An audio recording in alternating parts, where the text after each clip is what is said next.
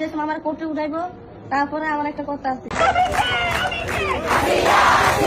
তুমি কে আমি কে সবাই বলছে আসিয়া আসিয়া, কেননা এই আসিয়া নামের ছোট্ট নাবালক মেয়েটাকে দর্শন করেছে এই দুই নরপিশাচ। দর্শনকারী দুই নরপিশাচ সম্পর্কে তারা দুইজন হলো বাপ ছেলে। বাপ এবং ছেলে দুইজনে মিলে তারা এই ছোট্ট নাবালক আসিয়াকে দর্শন করে হত্যা করেছে। এই বাপ ছেলে আর কেউ না, একজন হলো আসিয়ার নিজের দুলাভাই আর একজন হলো আসিয়ার তাওই। আসিয়ার মা গণমাধ্যমকে জানিয়েছে আসিয়া তার দুলাভাইয়ের বাড়িতে বেড়াতে গিয়েছিল।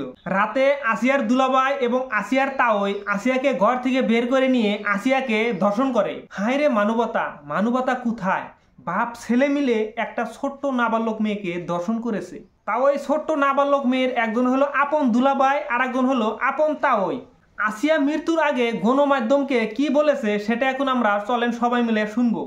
আমার যেমন তিলে তিলে শেষ করছে, পরে আমার আবার একটা কুর্তা দিবেন, আমি কুর্তা যেরকম শেষ করতে চাই, তো আমার আত্মায় শান্তি পাবে, নাহলে আমার আত্মায় শান্তি পাইব না।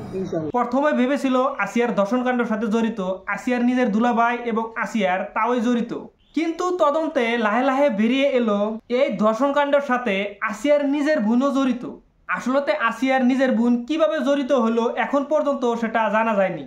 আসিয়াকে যে ধর্ষণ করেছে আসিয়ার দুলাভাই এবং আসিয়ার তাওই, ওই জায়গায় যে সহায় করেছে আসিয়ার নিজের বোনে, সে নিজের ইচ্ছায় ওখানে সহায় করেছে না সে কোনো ষড়যন্ত্র শিকার হয়ে সহায় করেছে এটা কিন্তু এখন পর্যন্ত জানা যায়নি। সেটা নিশ্চয় তদন্তে লাহে লাহে বেরিয়ে আসবে আসল ঘটনা। হায়রে মানবতা, হায়রে সমাজ কোথায় গিয়ে দাঁড়ালো, যেখানে নিজের বোন নিজের বোনের কাছে নিরাপদ না। এই ঘটনাটি ঘটেছে বাংলাদেশের মাগুরাতে।